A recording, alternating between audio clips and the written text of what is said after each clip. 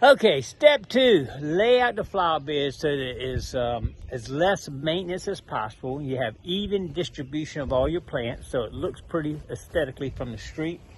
And get everything set up so you know exactly where you need to cut the holes in your underlayment here and set it up. So let's show that right now.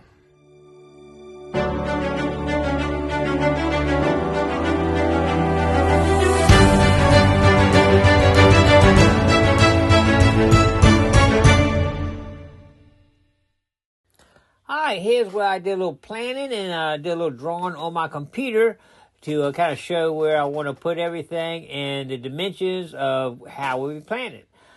This first picture at the top right here shows the size of the plants once they're max size.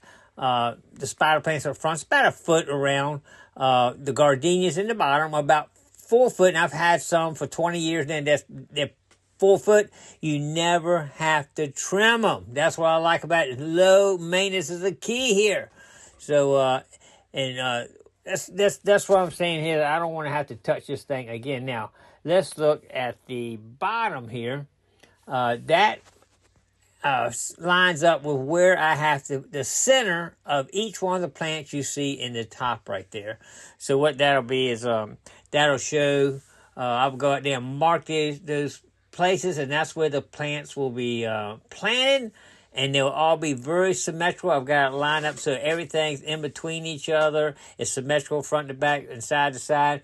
And I actually have 2 flower beds, one on each side of the house, and they're going to be the exact same. They're both 26 foot by 8 foot. So it'll be very symmetrical on both sides, so it'll look very uniform. When you look at my house from the street, everything will line up and be pretty. And it will be no maintenance. That is the key here. One thing I had to really look into was the fabric to use. And let me show you that right there. And this is it right here.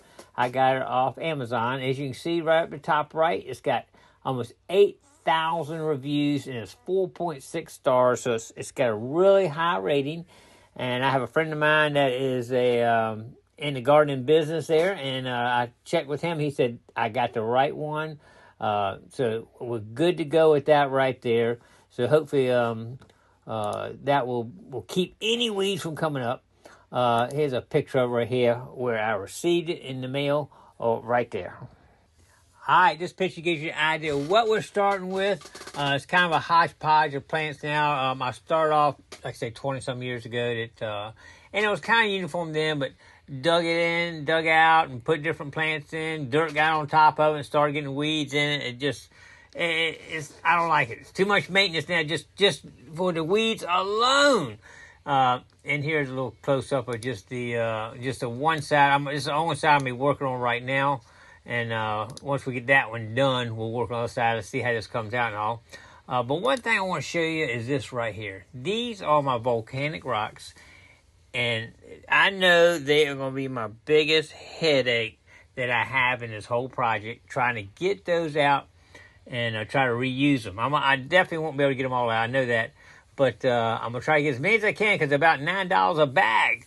And we want to try to save as many as we can. But they are going to be mixed in with the dirt. They're going to be mixed in with everything with all kind of debris in them. So I have to clean all that out to get them to be able to use them. So that is going to be an issue, and you'll see that on the next video coming up. I hate to even think about doing it, but it's coming.